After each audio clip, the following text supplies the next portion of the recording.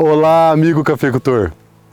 Hoje em dia, com tanto problema de mão de obra, o cafeicultor da montanha olha para o cafeicultor lá da área plana, colhendo café com máquina, muito mais rápido, sem ter que lidar com aquele tanto de gente. Isso quando tem gente para trabalhar, né? E aí o cafeicultor da montanha fica com um pouco de inveja.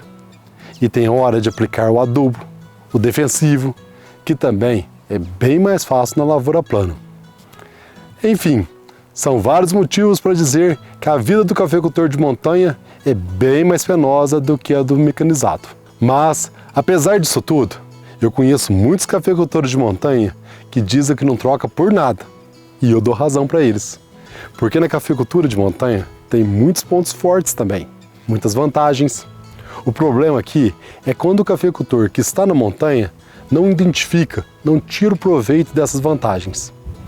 E esse vai ser o assunto do nosso No Pé do Café de hoje.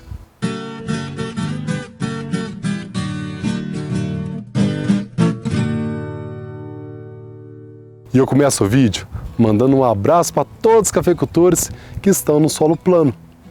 Tenho certeza que o conteúdo de hoje vai ser interessante também para vocês. Eu já vou pedindo para você não esquecer de sentar o dedo no like. É muito importante para a gente, para o canal.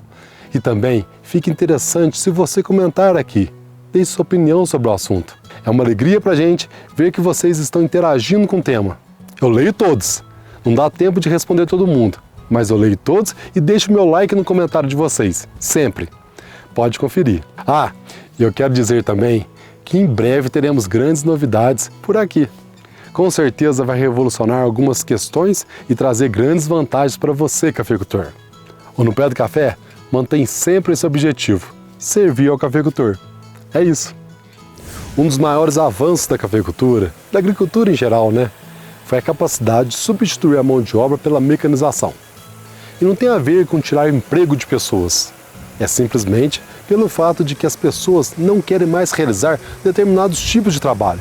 Muita gente abandonou o campo, migrou para as cidades e se não tivesse hoje uma agricultura altamente mecanizada, não produziríamos tanto alimento quanto produzimos aqui no Brasil. Agora, tem algumas culturas, como o nosso café, que são plantadas em áreas onde as máquinas ainda não têm acesso. Na cafeicultura hoje, ainda tem muitas áreas plantadas nessa condição. Agora, isso não significa que o cafeicultor de montanha necessariamente esteja em uma condição financeira pior do que o cafeicultor mecanizado. Muito pelo contrário. Muitas vezes, o pequeno cafeicultor com propriedades menores pode ter mais rentabilidade do que o médio cafeicultor, porque o modelo de cafeicultura familiar proporciona um controle maior, um capricho maior, porque afinal de contas é o dono que está presente sempre, olhando a lavoura. E é esse modelo que fica mais interessante para a cafeicultura de montanha, a cafeicultura familiar, com pequenas propriedades, entre 7, 8 até 15 hectares, onde a família, com o marido, a mulher e os filhos é que tocam a produção. Eles fazem os serviços operacionais com uma diferença de quem é contratado. Eles têm hora para começar, mas não têm hora para acabar. O comprometimento é outro, e isso costuma aparecer no resultado das lavouras.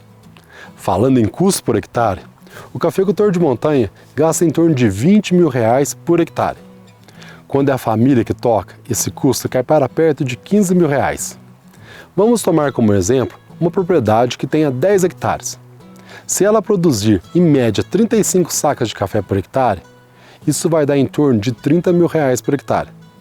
Tirando os custos de R$15 mil, esse cafeicultor com 10 hectares pode chegar a ter uma renda de R$12.500 por mês. Claro que isso exige um grande comprometimento da família inteira, mas esse rendimento muitas vezes supera o rendimento de produtores mecanizados. Na cafeicultura mecanizada, manter os tratos em dia é mais fácil. Porém, o pequeno cafeicultor de montanha pode compensar essa questão aumentando no capricho. Uma lavoura bem cuidada responde melhor, fica mais vigorosa e assim resiste melhor às doenças e pragas e adversidades climáticas. Continuando a falar das vantagens da cafeicultura de montanha, nós temos ali uma fertilidade de solo melhor, condições climáticas, na maioria das vezes melhor, e pela inclinação do terreno, a incidência de luz melhora, aumentando a produtividade. Na cafeicultura de montanha, O adensamento também é um fator que faz com que a produtividade seja maior. Na montanha, dá para trabalharmos com espaçamento de 3 por meio, por exemplo, o que dá um estande de mais de 6.500 plantas por hectare, tendo com isso uma produtividade muito alta logo nos primeiros anos, fazendo com que o investimento aplicado ali retorne mais rapidamente.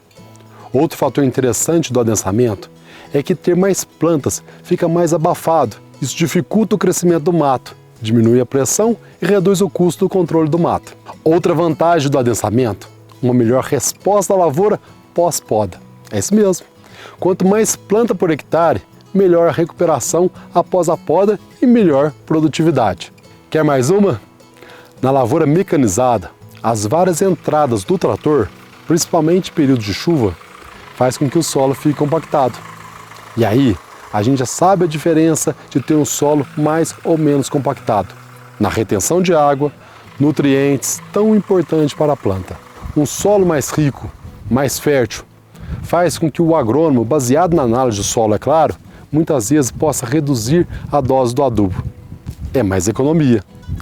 Agora, o fator que eu considero mais relevante, geralmente, o cafeicultor de montanha está em maiores altitudes.